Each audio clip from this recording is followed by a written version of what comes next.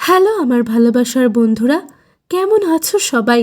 আশা করি সবাই ভালো আছো। আজ তোমাদের জন্য আরও একটা নতুন ভিডিও নিয়ে আসলাম। আজ তোমাদের শোনাবো চাচাতো ভাই কিভাবে আমার মাঠে খেলেছিল সেই মজার ঘটনা। বন্ধুরা, ঘটনাটি শুরু করার আগে ছোট্ট একটি অনুরোধ, ভিডিওটি শুরু থেকে শেষ পর্যন্ত দেখুন। আশা করি অনেক মজা পাবেন। আর আমাকে ভালোবেসে থাকলে এখনই আমার চ্যানেলটি সাবস্ক্রাইব করে পাশে থাকা বেল বাটনটি বাজিয়ে দিয়ে আমার সাথেই থাকুন। বন্ধুরা, আমার নাম সুস্মিতা, বয়স 23 বছর। আমি একটি ভার্সিটিতে লেখাপড়া করি। বাসা অনেক দূর হওয়ায় আমি ভার্সিটির পাশে একটা মেসেতে থাকি। বছর প্রায় শেষের দিকে, তাই ভার্সিটির পরীক্ষা হচ্ছে আর মাত্র 2টো পরীক্ষা আছে। তাই আমি আর বাড়িতে গেলাম না। আমার মেসের পাশে থাকতো দীপকদা। দীপকদা সম্পর্কে আমার চাচাতো ভাই। দীপকদা আমার মাঠে বেশ কয়েকবার খেলা করেছে। দীপকদার খেলায় আমি খুব মজা পেয়েছি। সে খুব ভালো খেলোয়াড়। একদিন আমি দীপকদাকে ফোন করে বললাম, দাদা, আমাদের শেষ পরীক্ষার আগে ছুটি আছে, সবাই বাড়ি চলে যাচ্ছে। আমি যাইনি, কারণ আমার বাড়ি থেকে একদিনের জন্য ঘুরে আসতে অনেক দেরি হয়ে যাবে। তাই মার্কেটে এসেছিলাম কিছু কেনাকাটা করতে, কিন্তু গাড়ি পাচ্ছি না। তুমি তোমার বাইকটা নিয়ে এসে আমাকে আমার মেসে পৌঁছে দিতে পারবে? দীপকদা বলল, ঠিক আছে, তুমি ওখানে দাঁড়াও, আমি আসছি। এরপর দীপকদা বাইক নিয়ে আমার কাছে চলে এলো আর আমি বাইকে উঠে বসলাম। রাস্তায় হঠাৎ বৃষ্টি শুরু হলো। দীপকদা বাইক না থামিয়ে আমাকে তাড়াতাড়ি করে মেসে পৌঁছে দেওয়ার চেষ্টা করলো, কিন্তু কাজ হলো না। রাস্তায় বৃষ্টি আরও জোরে হওয়ার কারণে দুজনেই ভিজে একাকার হয়ে গেলাম। ভেজা শরীরে আমার পেঁপেগুলো স্পষ্ট দেখা যাচ্ছিল। আমি দীপকদার পিঠে আমার পেঁপেগুলো ঠেকিয়ে দিয়ে বসে রইলাম। দীপকদার শরীরের ঘ্রাণে আমার খেলার মাঠ কেমন জানি করতে থাকলো। মেসে এসে পৌঁছাতে পৌঁছাতে রাত 8টা বেজে গেল। আমি দীপকদাকে একটা তোয়ালে দিয়ে মাথা মুছে নিতে বললাম আর আমি বাথরুমে গিয়ে ভেজা কাপড় চেঞ্জ করে নিলাম। কিছুক্ষণ পর যখন বাথরুম থেকে ভেজা চুলে একটি পাতলা নাইটি পরে বেরিয়ে আসলাম, তখন দীপকদা আমাকে দেখে হা করে তাকিয়ে থাকলো আর অবাক দৃষ্টিতে আমার পেপের দিকে তাকিয়ে মুচকি হাসি দিল।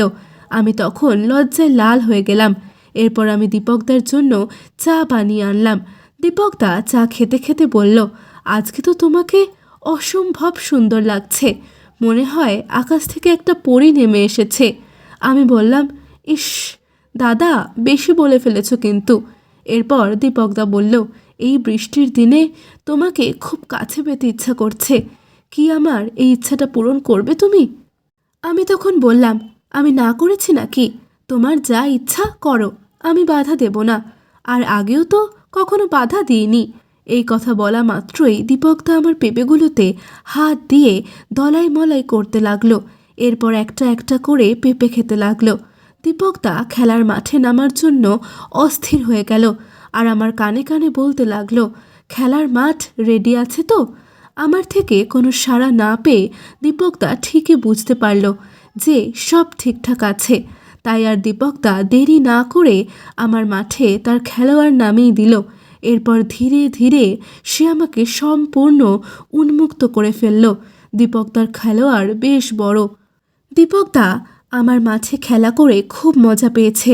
আমি দীপকদাকে বললাম, দাদা, তোমার খেলোয়াড়টা না খুব শক্তিশালী আর আমাকে অনেক সুখ দিয়েছে। সুযোগ পেলে আমি আবার তোমাকে আমার মাঠে খেলার জন্য ডাকবো। এভাবে প্রায় একটানা 30 মিনিট খেলার পর দীপকদা শান্ত হলো আর খেলা শেষ করলো।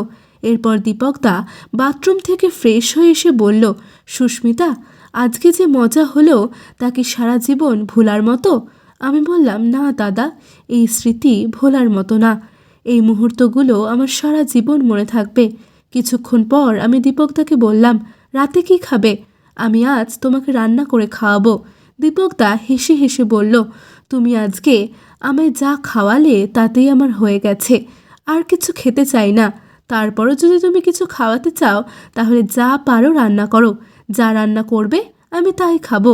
কিন্তু একটা কথা, আমাকে কিন্তু আর একবার পেঁপে খাওয়াতে হবে। আমি বললাম, যা দুষ্টু।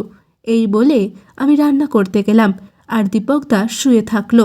রান্না শেষ করে ঘরে এসে দেখি দীপকদা ঘুমিয়ে পড়েছে।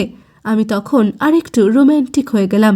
দীপকদার বুকের উপর আমার পেঁপেগুলো ঠেকিয়ে শুয়ে পড়লাম। দীপকদা ঘুম থেকে উঠে বলল, কি করছো, লাগছে তো? আমি তখন ভালোবাসার সুরে বললাম, লাগলে লাগবে, তাতে আমার কি?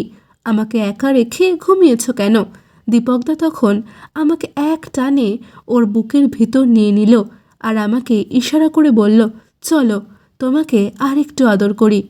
আমি বললাম, এখন না, আগে রাতের খাবার খাবে, তারপরে খেলা করবে। খেলা করার জন্য সারা রাত পড়ে আছে, তখন দেখা যাবে কত পারো। এসো খেয়ে নাও, আমার খুব ক্ষুধা পেয়েছে। এরপর আমরা দুজনে একসাথে রাতের খাবার খেয়ে নিলাম। খাবার পরে দুজন একসাথে খেলার মাঠে নেমে গেলাম। আগের থেকে এখন আমার খুব ভালো লাগছিল।